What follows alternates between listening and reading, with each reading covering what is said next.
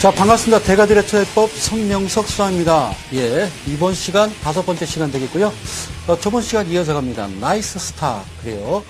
최근에 장세가 조금씩 살아나고 있습니다. 예, 그 이유는요. 각국의 어떤 정책 공조입니다. 예, 이제 더 이상은 이 상황대로는 이어갈 수 없다.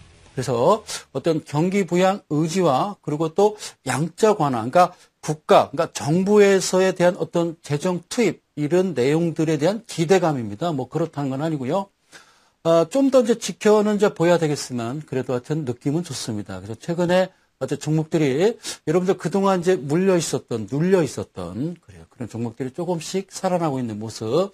하여튼 요즘은 좀 입가에 좀 미소를 좀 썩 쏘지만 이렇게 좀 지시는 분들이 있습니다. 그래요. 그러니까 왜 그랬는지 지금의 현재 상태가 어떤 상태인지를 이제 경기 이제 사이클 내지는 주식의 어떤 우리 코스피 지수는요. 우리나라 어떤 경기 지수의 선행 지수다라고 보시면 되거든요. 그러니까 주가가 먼저 조금 올라가고 나서 경기도 살아나는 겁니다. 지금 상당히 경기가 좋지 않습니다. 그래요. 제가 이제 오늘 전반부와 후반부로 나눠서 후반부는 이제 저번 시간에 이어서 풍력 캔들과 라인 종목 대비해서 또 차근차근 천천히 강의를 드릴 거고요. 그리고 우선 이제 전반부에 지금 현재 위치가 바닥이냐 아니면 또 여기가 바닥인 줄 알았더니 또 지하 2층이 또 기다리고 있더라. 예, 그런 이야기를 많이 들었죠. 자, 지금 현재 위치가 어딘지를 제가 뭐 표를 지금 몇 개를 준비했습니다. 그래서 좀 차근차근 보여드리면서 제가 설명을 드리려고 합니다. 자, 제목은요, 전체적인 타이틀은 그겁니다. 대한민국 양적 완화 시작됐다. 그래요. 자, 하여튼 재밌는 내용들이 좀 뉴스에 참 많습니다. 그래요. 금융 있죠. 금융과 실물의 어떤 순환적인 악순환이 있습니다. 악순환. 그게 과연 무엇인지. 그러니까, 우리가 2007년 이후에 2008년에 사실은 미국에서 잘못한 거죠. 그러니까 몇 사람의 탐욕으로 인해서 그렇죠. 무너졌습니다. 뭐 부동산, 주식, 뭐 하여튼 전체적으로 지구 땅덩어리가 아주 흔들릴 정도로 충격적인 거였죠. 그때 당시 사실 그때 당시에도 거품이었습니다. 늘 세상은 거품을 만들어내고 또 거품이 빠지고 다시 정신 차리고 다시 새로운 마음으로 출발을 하고 조금 살만하니까 또 배부르고 등 따시면 또 거기서부터 정신 못 차리고 또 거품은 꺼지고 빵 그죠 버블이 커지면서 그다음에 또 주저앉고 이런 게 이제 계속 반복되는 게 결국엔 세상살이입니다. 주식시장도 마찬가지고요. 그래서 제가 이제 어떤 표를 준비했냐면 금융과 실물의 순환적 악순환이라고 그래서 제가 표를 준비했으니까 한번 이렇게 좀 보시면서 설명을 드리겠습니다. 잘 보세요. 재밌습니다. 어렵지 않습니다. 그냥 읽는 대로 따라오시면 돼요. 눈만 고정하시면 됩니다. 기업 가계부채가 증가합니다. 그러니까 2007년, 2006년, 2007년도 되면요. 기업은 이제 그때는 막 소비가 너도 나도 소비를 할 거 아니에요.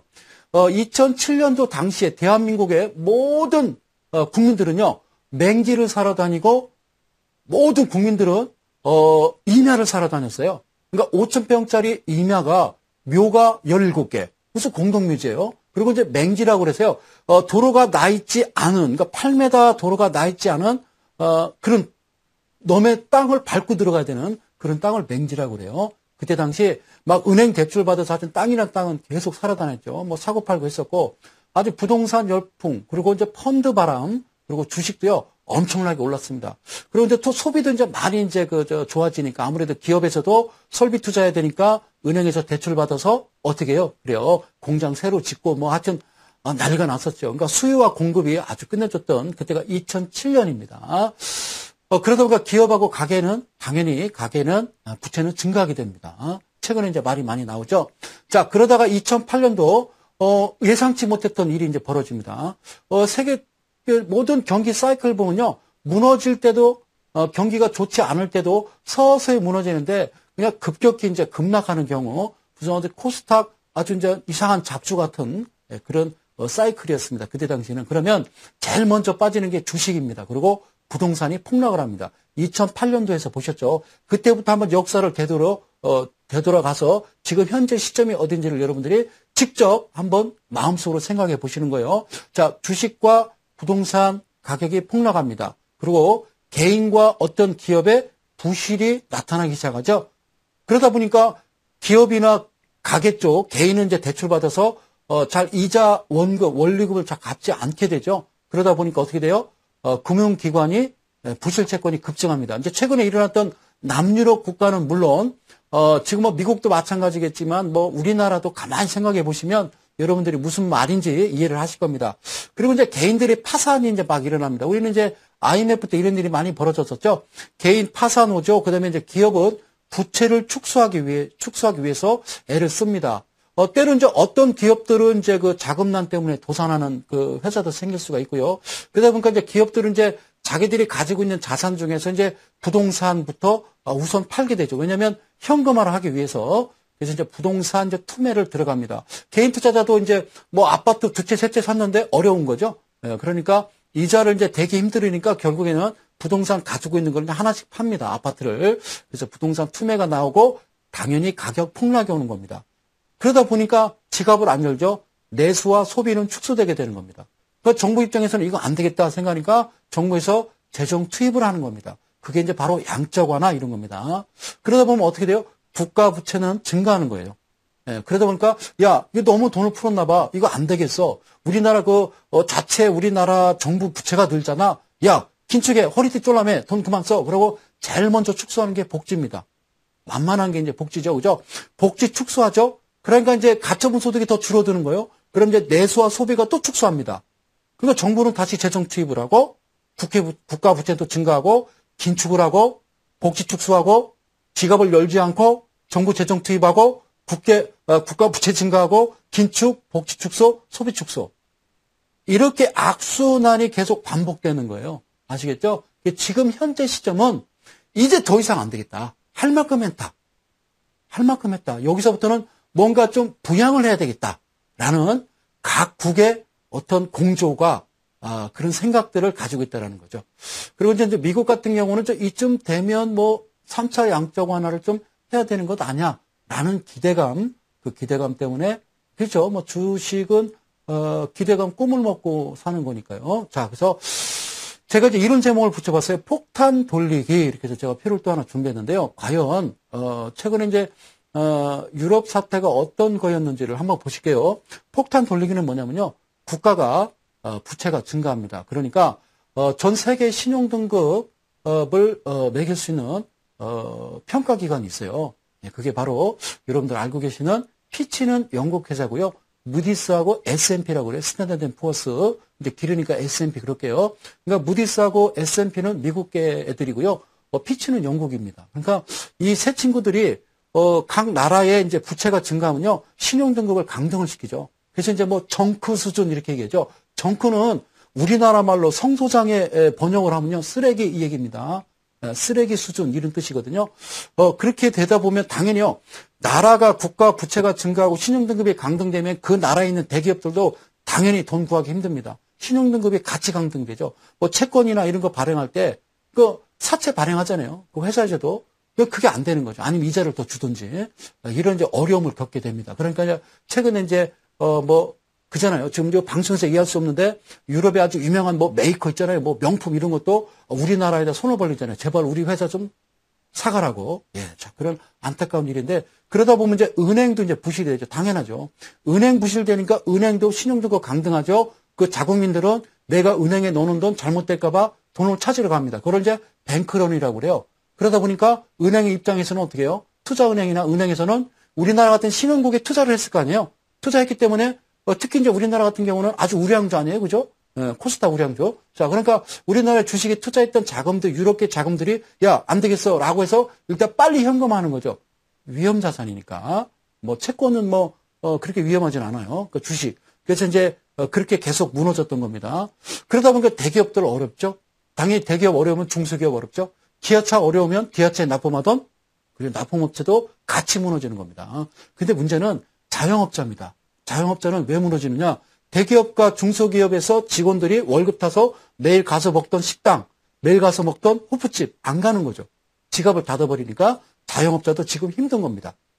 그리고 정규직을 없애버리고요. 비정규직, 계약직이죠. 비정규직으로 바꿉니다. 그러면 당연히 내 가처분 소득, 줄어드는 거죠. 쓸 돈이 줄어드는 거죠. 그러면 빈곤층은 확대되는 거고 빈부격차는 커지는 거죠. 이게 지금 현실이라는 거예요. 지금 어디까지 왔느냐. 지금은요. 빈곤층 확대까지 온 겁니다. 네, 그게 이제 소위 바닥이죠. 자, 2007년도를 가만히 생각해 보면 과연 지금하고 어떤 점이 다른지를 그 말씀드리기 위해서 표를 만들었고요. 자, 그러면 우리나라에서 가장 중요한 역할을 하는 은행이 하나 있습니다. 네? 국민은행, 우리은행, 하나은행, 이런 은행 말고요. 네, 자, 마지막으로 CG 하나 준비한 건요. 한국은행입니다. 한국은행은요. 우리나라의 중앙은행입니다. 한국은행이 생긴 지가 1950년 6월 10일 날 설립됐고요. 화폐 발권 기능 가지고 있습니다. 그리고 통화량을 조절하는 겁니다. 그래서 기준금리라든가 지급준비율을 조절을 해서 시중에 돈을 풀 때는 풀고 또 물가가 올라가면 시중에 자금을 땡기고 풀었다 땡겼다 풀었다 땡겼다 하면서 조절을 통해서 뭐를 물가를 안정시키는 주요 목표로 하는 데가 바로 한국은행입니다. 그래서 경제 성장을 추구하는 어떤 정부와 목표가 다를 수 있기 때문에 한국은행은 이제 종종 정부 경제 정책과 충돌을 빚을 수가 있는 거예요. 그래서 이 때문에 한국은행은 정부의 간섭을 받지 않는 완전한 독립기구로 활동을 하는 겁니다. 아시겠죠? 그래서 누구의 간섭도 받지 않는 것이 바로 한국은행입니다. 그런데 세상을 올바르게 세상을 따뜻하게 이데일리 TV입니다. 이 방송 시청하시는 대한민국 국민 여러분, 최근에 정부가 가계부채 대책의 일환으로 한국은행의 발권력을 동원키로 해서 지금 논란이 일고 있습니다. 정부가 그 하반기죠. 그 7월 달부터는 하반기입니다. 1월 달부터 6월 달까지 상반기, 7월부터 12월까지 하반기인데요. 일단 경제 운영 계획에서 한국은행 등과 협조하는 게 아니거든요. 그 저신용, 그리고 저소득층. 그러니까 이제 미국말로 얘기하면 서브프라임입니다. 서브프라임.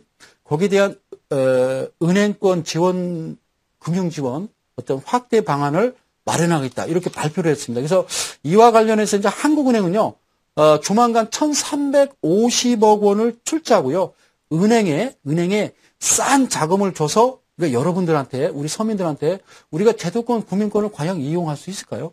예, 그래 저신용 저소득층에게 낮은 금리로 대출을 하게 한다는 방침인데, 그러니까 너네들 빚 많지? 예, 집사도 지금 죽겠습니다. 그래, 이자 싸게 줄 테니까 빚 더 얻어가지고 집 좀 많이 사봐. 왜요? 부동산 경기가 좋지 않아서. 이런 뜻인가요? 네. 아빠는 하우스 푸어입니다. 제 식으로 얘기할게요. 아빠는 집이 있는데 거지입니다. 거지.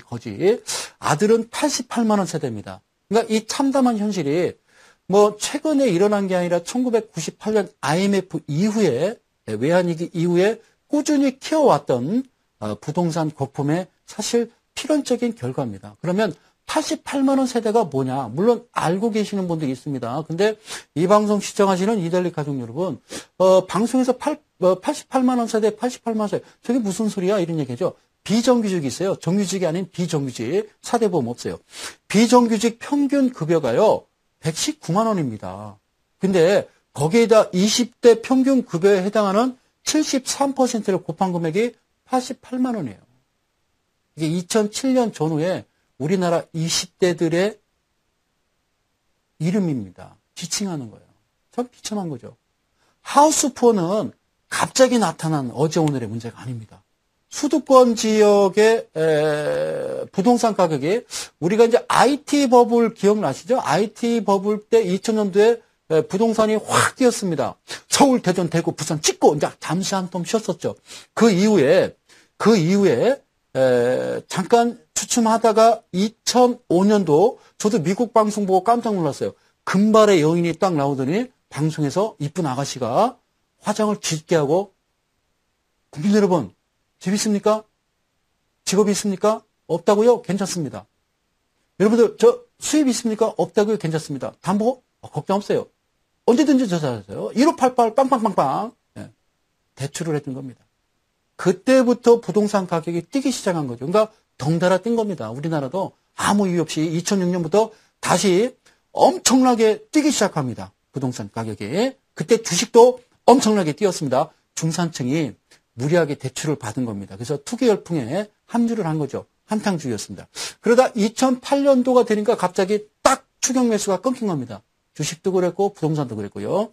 부동산의 거래가 확 줄면서 하락 국면으로 접어든 거고요. 이들 대부분은 결국에는 하우스포로 전락을 했습니다. 소득이 중산층 이상이겠죠. 그러니까 은행에서 수억 원씩 대출을 해줬지 않았겠어요. 그죠? 신용도 좋아. 근데 정작 소득의 대부분을, 지금 현재 소득의 대부분을 은행 이자로 내는 사람들, 아파트 가격이 떨어지면서 자산 가치가 하락하고 채무 상환 압박이라는 어떤 이중구에 시달리게 되는 지금 현실이 우리나라 가계부채의 현실입니다. 아니, 수억 원짜리 집이 있는데 뭐가 가난하단 말이야. 자, 푸어 종류를 보면요. 여러 가지 거지 종류가 있습니다. 푸어가 열심히 일을 합니다. 근데 늘 가난합니다. 그를 워킹 푸어 이럽니다. 그리고 은행에서 돈을 빌리고 싶습니다. 그래서 35세 이상이 못 빌리니까 자살하는 거 아니겠어요? 그런 친구들을 크레딧 푸어 이렇게 얘기합니다. 나는 병원에 가고 싶어요. 병원에 갈 수 없는 또 푸어가 있죠. 그게 헬스 푸어. 나는 주식을 하고 싶습니다. 근데 주식 보유는 제가 17개 종목이 있는데요. 주식 살 돈이 없습니다. 그걸 스탁 푸어 이렇게 얘기해요. 스탁 푸어는 없습니다. 사실 88만 원 세대는 하우스 푸어도 아니고 그냥 푸어입니다. 이들은요. 집도 없습니다. 돈도 없습니다. 일자리도 없습니다. 노자, 노인컴, 노에셋. 이거잖아요. 그래서 하우스 푸어 문제도 사실 중요하지만 그냥 푸어가 중요하다니까요. 이걸 어떻게 해결할까는 거죠. 정부는 지금부터라도 이렇게 막 돈을 푸는 게 아니에요. 한국은행 발권력을 동원하는 게 아니라 거품을 빼야죠. 그죠? 그래서 그것 말고 다른 해법은 없습니다. 물론 거품이 빠지는 과정에서 물론 고통스럽겠죠. 아픔이 있겠지만 지금 여기서 그걸 해결하지 않으면 우리나라 5천만 명 중에서 3천만 명은 평생, 4천만 명은 평생 집을 살 수가 없을지도 모릅니다. 더 끔찍한 상황을 피하려면 지금 당장 수술을 시작해야 된다. 그런 이야기를 말씀드립니다. 제 세대 때는요, 그럼 제 나이가 나오는데, 제 세대 때는 20대에는요, 20평 아파트에 살았습니다. 왜? 학교 졸업하고 열심히 일했거든요. 저는 이제 고등학교 졸업하고도 열심히 일했고요. 대학교 졸업하고 바로 열심히 일했잖아요. 그래서 20대 이제 29살이 되면요. 대개 20대는 20평 아파트에 삽니다. 그러면서 자가용도 몰아요. 아십니까? 엑셀. 그리고 이제 30대가 됩니다. 그러면 또 열심히 모아서 30평 아파트로 이사를 갔습니다. 그래서 또 자가용을 바꿉니다. 프레스토. 이제 40대가 되면, 그래요. 이제 중년이 됐어요. 아이들도 좀 얼추 이제 컸습니다. 그러면 이제, 아이들이 크니까 이제 집을 옮깁니다. 40평으로. 자가용도 바꿉니다. 스텔라. 예, 이게 바로, 제 세대 때는 그 모든 중산층의 롤 모델이었거든요. 그런데 그게 가능했던 건요. 20평 아파트를 넘겨받을 아주 건실한, 직업이, 안정된 직업이 있고 안정된 수익 있는 그런 20대가 있었고요. 그리고 30평 아파트를 넘겨받을 또 아주 듬직한 30대가 있었기 때문입니다. 그런데 지금의 20, 30대는요, 지금 집을 살 능력은커녕 고사하고 연애하고 뭐 결혼할 최소의 비용조차도 경제적 능력도 안 됩니다. 그게 바로 88만 원 세대입니다. 정부에서 지금 이제 정권 말기입니다. 뉴스에 나오는 것은 누가 얼마를 먹었네, 누가 무슨 짓을 했네, 야 다음에 대통령이 나야 너야, 야 내가 하면 어떨까가 아니라 우리 국민들은 박탈감을 느끼는 겁니다. 지금 상황이 어떤지 그걸 좀 자세히 알았으면 좋겠어요. 다음 정권, 이번 정권, 뭐 끝났겠지만 다음 정권에라도 해야 할 일은 바로 지금의 이런 20대, 30대 문제를 어떻게 해결해 나갈 것이냐가 중요합니다. 저번에 서울시장 선거 때 보셨듯이 전혀 생각지도 않은 20, 30대가 화가 많이 나 있다. 그런데 대한민국 국가 경제를 위한, 국민을 위한, 그리고 물가 안정하고 어떤 금융 안정을 도모하는 한국은행이 조만간 주택금융공사에 1,350억 원을 출자한다. 물론 좋은 얘기입니다. 은행에 싼 이자 줘서 우리 어려운 서민들을 위해서 낮은 금리로 대출케 한다는데 누가 뭐라겠습니까? 스페인이라는 나라가 유로 2012 우승한 나라 있죠. 우리한테는 졌습니다, 걔네들이. 대학생들한테 담보대출 해주고 집을 팔아먹은 나라가 바로 그 나라입니다. 그걸 눈 감아줬고 정부에서 눈 감아줬고 대학생들한테까지. 그게 지금 이런 일이 벌어졌다라는 비참한 현실 반면 교사 삼아야 된다. 이 말씀 드립니다. 한국은행은 특정 계층을 위해 정책을 펴는 것이 아니다. 저신용 그리고 저소득층 대책이라면 그거는 정부 재정으로 해야죠. 가계부채 문제는 한국은행이 나서지 않으면 지금 당장 어떻게 되는 문제는 아니라는 거죠. 은행들이요, 연 수조 원씩 법니다. 이자만 싼 이자? 근데 은행에다 왜 싼 이자로 서민 금융에 대출해주라고 한국은행에서 돈까지 찍어서 지원을 합니까? 경제 용어가 아니라 도박 용어 하나 배우고 갑니다. 뽀찌. 이거는 CG 작업은 안 될 거예요. 자, 인터넷에 뽀찌라고 치시면요. 도박판에서 말이죠. 돈을 많이 먹은 애가 있어요. 많이 먹은 애가 기쁘잖아요. 얼마나 좋아요. 최근 정치인 테마주 보면 주가 막 올라오잖아요. 사진 한 장 가지고도. 그리고 중간에 딱 팝니다. 근데 도박판 같아요. 얼마나 기쁘겠어요. 그래서 감사하는 마음으로 돈 잃은 사람들, 주위에 돈 잃은 사람들한테 일정량의 사례를 하는 것, 그게 뽀찌라고 그래요. 은행들 매년 수조 원씩 버시면 이자를 좀 낮춰야 되지 않나, 그런 생각이 듭니다. 한국은행에서 왜 돈을 찍어줘요? 가계대출 받은 분들에게 뽀찌 주시고요. 그리고 이제 최근에 이제 주가가 이제 많이 올랐잖아요. 그죠? 정치인 테마주, 특히 이제 테마주들. 그래서 우리 개인 투자자들이 잘못해가지고, 왜요? 뉴스에서 끝내준다니까 샀죠. 그래서 사셔서 지금 묶여있는 사람들 많고, 그 다음에 꼭지에 잡아서 주가가 급락하는 바람에 물려있는 분들께 잃었잖아요. 그럼 어떻게 하라고 그랬어요? 기쁨과 감사의 표시로 뽀찌 주세요. 아시겠죠?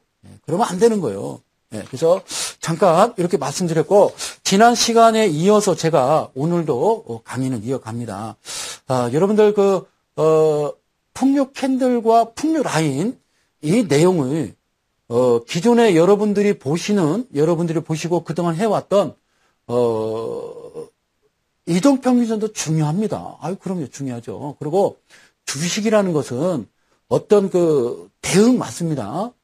순응하는 게 맞아요. 그런데 그거는 아무것도 모르는 천진난만한 그런 개인 투자자들을 꼬드기기 위한 하나의 술책이고, 5일선 보고 매매하십시오. 5일선 이탈하면 매도, 5일선 다시 올라오면 매수.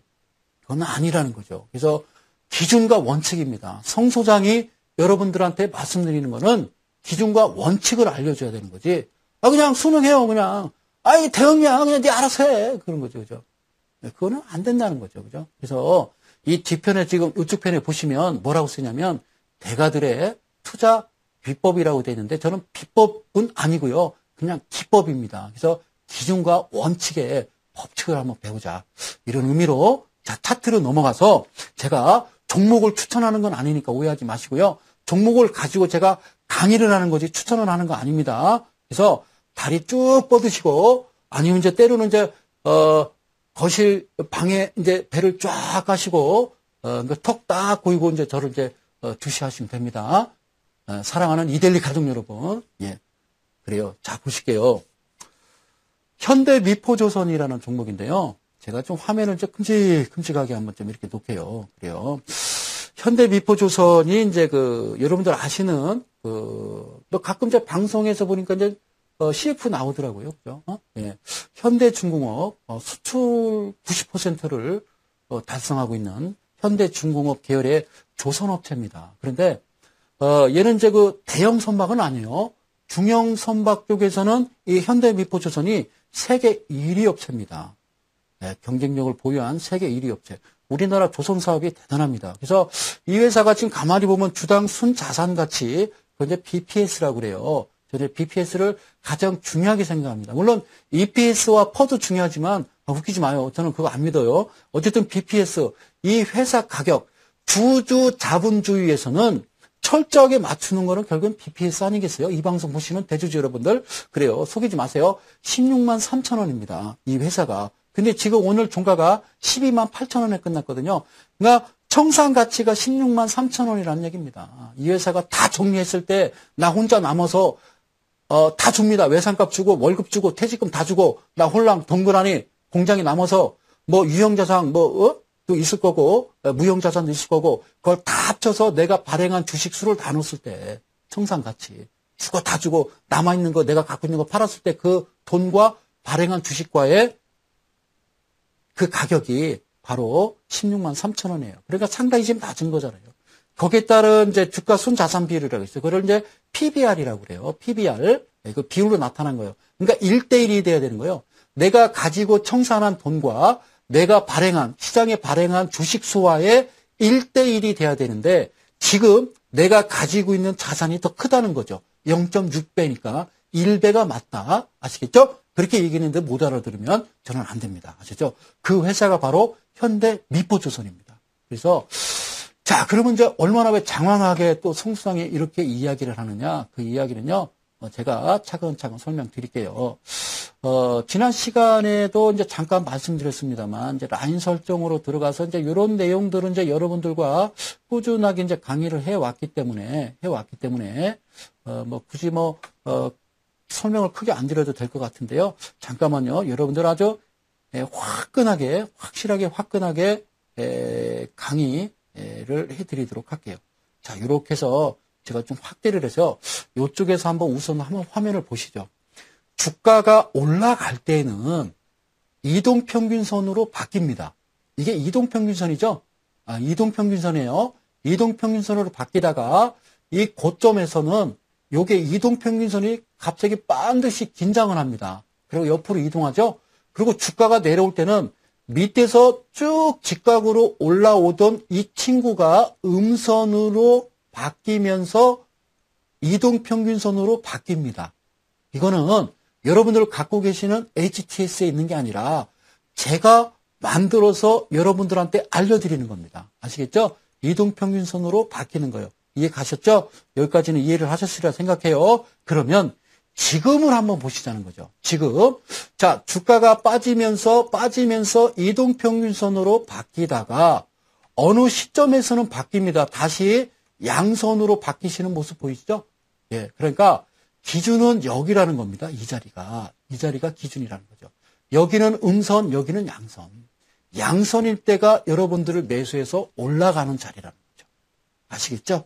그래서 여러분들이 이제 보고 계시는 이동평균선의 종가 단순의 5일 이동평균선을 여러분들이 이해를 하시면 되는 거예요. 그런데 제가 놓는 기준과 원칙은 5일 이동평균선은 아니고요. 여기서는 이제 나름대로 수식을 넣어서 만든 겁니다. 이렇게 해놓은 다음에 제가 이쪽에다 여러분들한테 뭘 제가 설명을 드렸냐면 늘 말씀드리지만 캔들이 있다. 어떤 캔들이냐? 이쪽에서 늘 말씀드리지만 이쪽에서 지금 제가 캔들 속의 영역을 일단 빼겠습니다. 깔끔하게. 자, 이러고 제가 좀 확대해서 여러분들한테 설명을 드리면 이런 내용이에요. 네, 이런 내용이에요. 잘 보세요. 요쪽 부분 있죠? 요쪽 부분에서 이렇게 화살표를 긋고 요쪽 부분 이렇게 해서 이렇게 이제 모아가는 겁니다. 잘 안 보이시죠? 그래요. 죄송합니다. 그러면 제가 다시 색을 놓고 다시 갑니다. 다시 가서 확대해 드릴 테니까 눈 크게 뜨고 보세요. 자, 세력 때려잡기라는 제가 타이틀 가지고 강의도 드렸었습니다만 여기다가 이렇게 캔들을 4개를 이렇게 담아본다고 그랬죠? 그래서 읽어보겠습니다. 양양, 음양이라고 그랬습니다. 양양, 음양. 잘 들으세요.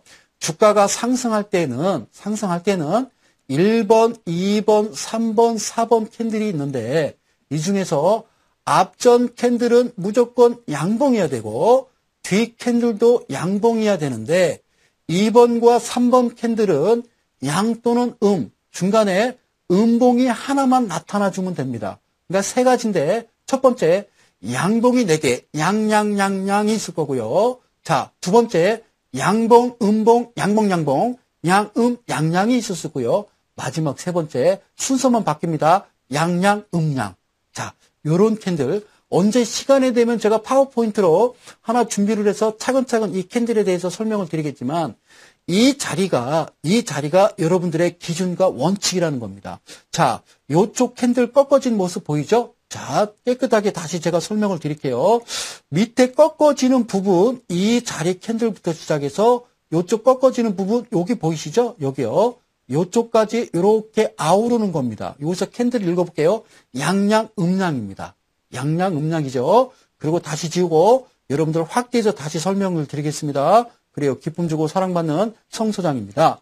자, 요쪽에서 지금 또 화살표가 보이실 겁니다. 요쪽에서 오면 이 캔들이거든요. 그리고 위에 캔들 보이시죠? 이렇게 해서 하나, 둘, 셋, 네 개입니다. 읽어볼까요? 양음, 양양. 자, 요쪽으로 다시 옵니다. 요쪽 캔들 보이시죠? 요쪽으로 와서 여기까지입니다. 한번 읽어볼까요? 그래요. 양음, 양양입니다. 그럼 최근입니다. 최근. 자, 최근에 캔들을 본다라 그러면, 여기다가 제가 이동평균선이 아니라 이렇게 선을 이렇게 봅니다.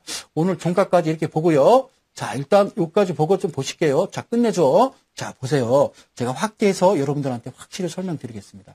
오늘 종가입니다. 그래서 여기 지금 이 부분 보이시죠? 하나, 둘, 그죠? 셋, 이 부분 보이시죠? 여기서 요렇게 요 밑선 보이시죠? 요렇게 담아놓은 겁니다. 양음, 양양. 그러니까 추세가 캔들이 만들어져 가는데 어떤 캔들이 만들어져 가느냐가 중요한데 제가 여기서 한번 이제 다시 본격적으로 캔들을 좀 그려보게 되면 캔들을 그려볼게요. 요렇게 캔들이 나오고 또 어떻게 해요? 그렇죠? 요렇게 캔들이 만들어지고 최근에 캔들이 또 요렇게 만들어져서 요렇게 끝이 난 겁니다. 그래서 요쪽에서 캔들을 보면 캔들이 만들어지면서 가는 겁니다. 아시겠죠? 네, 캔들이 만들어지면서 가는 거고, 제가 지금 최근에 이데일리 온에서 여러분들과 같이 함께 할 때, 최근에 이제 요것도 이제 한 번씩 보여줍니다. 제가 7월부터는 여러분들한테 종가선 차트의 비밀이라고 해서 여러분들한테 이제 말씀을 드린 것은 바로 지금, 제가 좀 너무 굵은가요? 예, 제가 한 2pt로 가겠습니다. 종가선 차트가 왜 중요하냐면, 여기서 이렇게 보실게요. 종가선 차트는 제가 지금 설명드렸던 지금 이 파란색 선이 보이시는 게 종가선 차트예요. 자, 과정은 소용이 없습니다. 결과가 중요합니다. 여러분들 오늘 내가 7% 수익을 났는데 기쁨은 어디에 오는 거예요? 7% 끝난 종가가 나한테 기쁨을 주는 가격이란 말이죠. 오늘 내가 7%가 빠져서 주가가 박살이 나서 속상한 거예요. 뭐가? 종가가. 그럼 오늘 시가는 중요하지 않죠. 고점 저점이 무슨 소용이 있겠어요. 소장님 내가 오늘 3%가 손실을 봤습니다. 그런데 오늘 장중에 제가 6%까지 먹었었거든요. 이건 아무 소용이 없는 거죠. 올랐었는데 팔지 않은 이상은 수익이 아니잖아요. 내가 5%까지 올라갔었는데 팔지를 못해갖고 3%의 손실을 봤습니다라는 것은 바로 종가를 이야기하는 거죠. 물론 시가도 중요하겠지만 결과가 중요하다는 거죠. 그랬을 때 종가의 개념은 이 아이들이 누군가는 만들면서 간다라는 겁니다. 여기서 제가 말씀드린 이게 하나의 캔들을 중심 라인을 자기가 자동으로 만들어 가면서 캔들이 만들어지면서 이렇게 이동평균선과 그리고 종가 지수를 캔들을 종가선 차트를 보니까 찍고 바로 우상향으로 쭉 치켜 올라가는 모습을 여러분들 눈으로 확인하실 수가 있습니다. 그래서 바로 기준이라는 것은 이런 기준을 잡아서 매매를 하는 거지 주식은 절대로 순응하거나 대응하시는 게 아니에요. 그래서 정확한 목표 지점, 내가 손절을 어디다 둬야 되겠다, 내지는 내가 목표가를 어디다 둬야 되겠다라고 생각을 하시고 하시는 건데 모르잖아요. 그죠? 모르죠. 목표가가 어딘지. 네, 그래요. 그것도 잠시 후에 설명을 드릴게요. 자, 그 다음에 제가 또 설명드리는 거는요. 이 부분이거든요. 자, 음선이 나왔습니다. 음선이 나왔는데 이쪽에서 잠깐 제가 또 이렇게 잠깐 물을 음선만 빼고 설명을 드리도록 할게요. 이쪽에서 한번 설명 드릴 테니까 한번 눈 크게 뜨고 자 보시면 되겠어요. 요거를 좀 차트를 옮겨서 제가 확실하게 보여주거라. 큰 거를. 그게 중요하겠죠? 그리고 차트를 이렇게 확 키워보겠습니다. 천천히. 그러죠? 예. 전화하니까 이런 강의 하겠죠. 그죠? 자, 보실게요. 제가 여기다 손가락 표시를 해서 여러분들한테 직접 증거를 보여드리는 겁니다.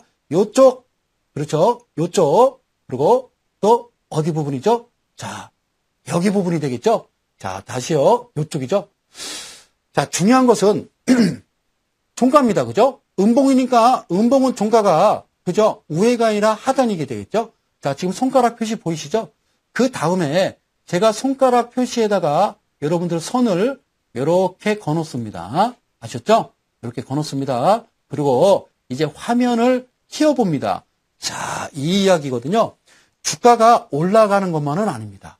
그리고 오다가 내려옵니다. 그죠? 방향이 밑으로 내려오죠. 그죠? 내려오시는 거 보이시죠? 예, 그래서 제가 이 손가락 표시 중심 라인 하단 해서 한번 이렇게 화면을 옮겨봤더니 이 친구 하단은 이 친구입니다. 그래서 전체적으로 이렇게 캔들을 네모 박스를 딱 쳐봤더니 박스를 쳐봤더니 양음입니다. 잘 보세요. 똑같습니다. 주가가 내려올 때도 1번, 2번, 3번, 4번에 음봉이 있는데 앞자리는 무조건 음봉, 네 번째 봉도 무조건 음봉, 그 다음에 2번과 3번의 음봉은 둘 중에 하나에 양봉만 하나 껴있으면 됩니다. 세 가지가 됩니다. 첫 번째, 경우의 수는 세 가지입니다. 1, 2, 3, 4 캔들 기법. 자, 보세요. 주가가 쏟아질 때도 음봉이 4개가 나올 수가 있어요. 음봉. 자, 봉 색깔입니다. 자, 시가, 중가 중요한 게 아니라 여기서는 음봉 색깔을 얘기하는 거예요. 4개입니다. 그죠? 4개죠. 음봉이 나올 수도 있고요. 두 번째는 음봉, 양봉, 음봉 이렇게 나올 수가 있고요. 마지막 음봉 2개, 음봉, 양봉 하나 낍니다. 그리고 음봉입니다. 요거는 변하지 않는 불변의 법칙이다. 불변의 법칙이다. 이런 그림이 나왔을 때 거꾸로 양봉으로 전환해서 주가가 우상향으로 갈 때 이 캔들이 4개가 나오면 여기가 시작이고 여기가 바닥이고 직전에 나왔던 꼭지점에서 음봉의 캔들 4개가 나왔던 지점은 여러분들이 가장 중요하게 생각하는 마지막 꼭지 목표점이고 거기가 바로 직전 고점이라는 사실만 여러분들이 머릿속에 입력을 하시면 되겠습니다. 오, 그래요. 끝내죠. 그래요. 이해 가셨죠? 그리고 한번 이동을 해봅니다. 자, 일단은 손가락은 지웁니다. 자, 손가락은 나가고. 자, 다시 한번 이쪽에서 손가락을 제가 그려서 이번에는요 화살표 그려요. 손가락. 아유, 그죠. 건방지가 어디가 손가락질하고 있어 그럴까봐 제가 이번에는 화살표로 그려볼게요. 화살표. 자, 이렇게 하고요. 제가 또 이쪽에 선을 그어봅니다. 진짜인지 아닌지는요 여러분들이 확인을 눈으로 하셔야 됩니다. 대한민국 사람들은요 의심의 민족 아니겠어요, 그죠? 자, 보실게요. 자, 이 꺾어졌습니다. 여기 부분입니다. 그렇죠? 요렇게 옮겨봅니다. 자, 화살표가 같습니다. 오케이. 자, 밑에 여기네, 그죠? 그러고서 다시 이렇게, 그래, 너 이리 와. 그래서 요렇게 당겨봅니다. 요렇게 당기고, 요렇게 당겼습니다. 그랬더니 어떻게 나와요? 이렇게 나오는 겁니다. 그렇죠? 자, 그런데 놀라지 마세요. 직전에는 어떻게 했죠?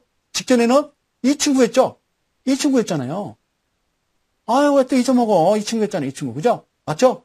이 친구였잖아요. 이 친구. 그죠? 네? 양음이. 그죠? 되는 겁니다. 이해 가셨죠? 자, 캔들 2개 나왔죠? 그러면 거꾸로 그리자면, 옆에다 옮겨놓고 그리자면, 이렇게 내려온 거죠. 그죠? 이렇게 내려온 겁니다. 자, 그래요. 다시 옆으로 이동합니다. 아유, 그래요. 자, 다시, 짜잔. 자, 일단은 이제 옆으로 옮겨갑니다. 그렇죠? 옆으로 옮겨가죠? 자, 옆으로 옮겨갑니다. 그리고 주가가 방향을 틀어버리죠? 예, 방향을 틀어버리죠? 그러면 제가 드리고 싶은 이야기는 이 자리가 과연 어떤 자리를 의미하느냐. 너 누구냐? 그 얘기거든요. 너 누구냐는 바로, 그렇죠. 우리 민식이냐? 그렇죠. 우리, 제가 사랑하는 우리, 영화배우, 우리 최민식 선생님께서, 그렇죠. 모 영화에 출연하셔서 넌 누구냐? 이런 거죠. 자, 그러면 넌 누구냐를 한번 보겠습니다. 그래서 이제 두 가지를 이제 겹쳐놓고 보는 거죠. 두 가지를 겹쳐놓고 보는데, 여기다도 제가 이제 음선을 색을 제가 이렇게 한번 넣어서 여러분들 깔끔하게 보여드리도록 할게요. 지금 현재 위치를 보는 겁니다. 이쪽에서 갑술이 내려와서 잘 흘러가고 있는데 이쪽에서 음봉이 발생을 했던 자리입니다. 그런데 지지를 어느 위치를 지지를 하는지를 제가 이쪽에다가 선을 이렇게 화살표를 그려놓고요. 그려놓고 나란히 그려놓고 다시 확대를 해서 보여드리게 되면 여기 보이시죠? 자, 여기서 직전에서 왔던 양선은 이 자리는 밀지 않습니다. 이 자리는 양양 이 자리거든요. 그리고 여기 뭐 양 뭐 이렇게 나왔던 이 자리 이렇게 옆으로 이동하는데 철저하게 여기를 밀어버리지 않습니다. 그리고 갑자기 어떻게 된다고요? 여기가 캔들 지금 현재 하나입니다. 이 이야기는 제가 엘리엇 파동이라고 얘기했죠. 그죠? 엘리엇 파동에서 이야기하는 그것도 기가 막힌 거죠. 이거는 현재 한 파스, 두 파스, 쓰리 파스 이렇게 올라가는 거예요. 아셨죠? 올라가는 요게 한 파스 구간이에요. 아셨죠? 그러면 이 종목은 어떻게 끝날지 모르겠지만 목표가는 그럼 어떻게 잡는지 알려주세요. 그러죠? 네, 여러분들 알려주세요. 그게 궁금하죠? 그럼 다시 밀어내고 여러분들 한번 설명을 드려봐요. 자, 그것은 바로 요 캔들의 종가선 차트를 다시 놓고 종가선 차트를 이번에는 점선으로 놓고 한번 이렇게 보도록 할게요. 자, 그럼 안 보이겠다. 네, 그래요. 한번 볼게요. 자, 요쪽입니다. 자, 눈 크게 뜨고 보실까요? 요쪽이 혹시 보이시나요? 자, 눈 크게 뜨세요. 자, 올라왔습니다. 다시요. 예, 제가 이제 점선으로 해놓고 안 보이냐고 물어보면 또 그것도 웃기겠네요. 자, 일단은요, 점선으로가 아니라 그냥 일단 이렇게 직선으로 놓고 한번 보도록 할게요. 이 자리입니다. 여기 보이시나요? 이 자리. 여기서 분명히 종가가 퉁퉁 부딪히는데 뚫지를 않습니다. 그렇다가 한번 뚫어줍니다. 뚫어주고 계속 내려왔던 자리 있죠? 이 자리가 알아서 이렇게 신호를 여기서 쓰는 겁니다. 그러면 이 종목의 목표가를 정하라고 하면 여기가 1차 목표가가 되는 거고 2차 목표가는 여기를 잡아주는 거거든요. 근데 왜 그렇게 잡아줄까요? 이 자리입니다. 튀어 올라왔던. 여기는 우리가 알고 있는 직전 고점인데 여러분들 고점은 바로 이 자리를 고점이라 생각을 하면서 매수 매도를 하신다는 사실 여러분들은 혹시 아시는지요? 그건 아니다 라는 말씀을 여러분들한테 드립니다. 다시 일봉으로 들어가서 다음 종목 한번 구경하도록 할게요. 그러면 현대미포조선은 괜찮다 이런 의미죠. 그죠? 제가 여러분들한테 추천을 하는 거 아닙니다. 그냥 이렇더라는 거죠. 더 중요한 것은 거래량이 들어왔어요. 거래량이 제가 보는 지금 현재 거래량이 깔끔하게 들어왔으니까 거래량도 괜찮다 이렇게 말씀을 드립니다. 다음에 이제 여러분들한테 이제 그 설명드린 종목이 오늘 좀 괜찮았습니다만 삼영화학이라는 종목입니다. 삼영화학이라는 종목인데 이 종목도 여러분들 보실 때 그렇게 보이시는 거예요. 삼영화학을 제가 차트를 늘릴게요. 차트를 늘려서 이쪽에서 보면 이쪽에서도 아까와 똑같은 그런 현상이죠. 여기 화면 보이시죠? 얘가 내리긴 했습니다만 실제적으로 내린 게 아니라 지지를 했습니다. 그렇죠? 자, 이게 지금 갑순입니다. 얘가 갑순입니다. 그죠? 갑순이가 저 하늘에서 뚝 떨어진 거죠? 이쪽에서 캔들을 그려보면은 양양, 음양입니다. 그렇죠? 양양, 음양으로 쭉 이어오다가 여기 매수 신호가 포착이 됐습니다. 이 매수 신호 포착은 다른 의미는 없고 우리가 보고 있는 뭘 보고 있냐면요. 우리가 보고 있는 좀 굵게 긋게요. 우리가 보고 있는 이데일리온 풍류클럽에서 보고 있는 그 차트 나는 복잡하니까 좀 버려주고 다시 한번 소장님 설명을 해 주시옵소서라고 하면 음선, 이평선, 양선, 이평선.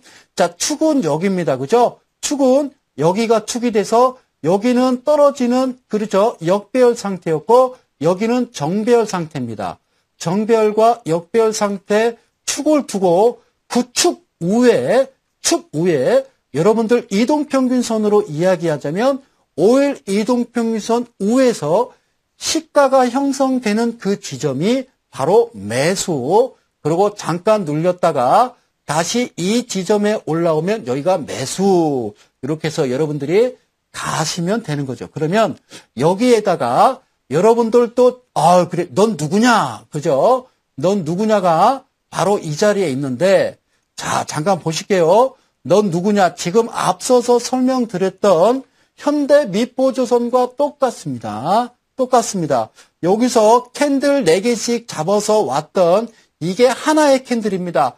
그들이 만들어내는, 그리고 자 옆으로 쭉 그저 이어옵니다. 밑으로 빠졌었는데 아실 것 같고요. 자 이쪽에서 보면요, 이렇게 보이시죠? 이렇게 양음양양입니다.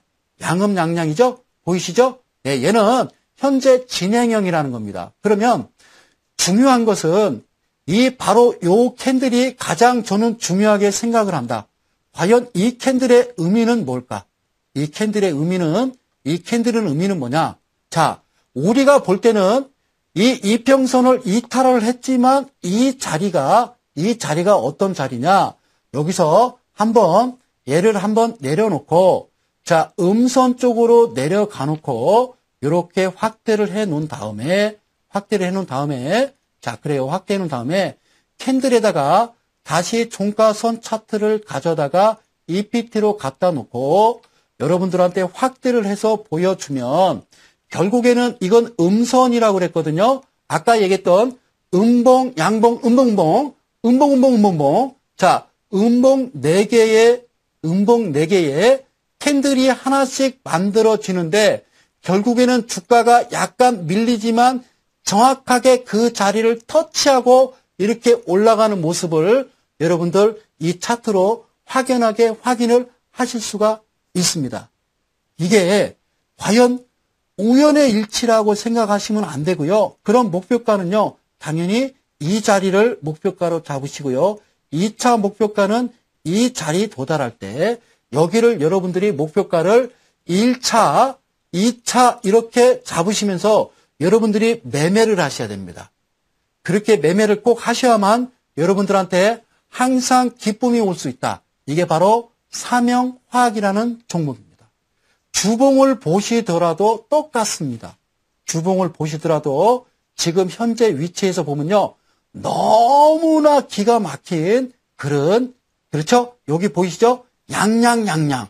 이제 이렇게 파스로 따지면 이제 한 파스 온 겁니다. 감사합니다. 벌써 시간이 다 지나가 버렸습니다. 내일은요, 이델리온 풍류클럽에서 특별 방송이 있습니다. 장중에 8시 40분부터 오후 3시 30분까지 여러분들과 이 내용을 가지고요, 조목조목 하나씩, 종목을 한 50개, 60개씩 대비해서 여러분들과 특별 방송을 하려고 합니다. 많이들 오셔서 함께 하시길 바라겠습니다. 저는 여기까지입니다. 자, 좋은 저녁 되시고요. 저는 이만 물러갑니다. 고맙습니다.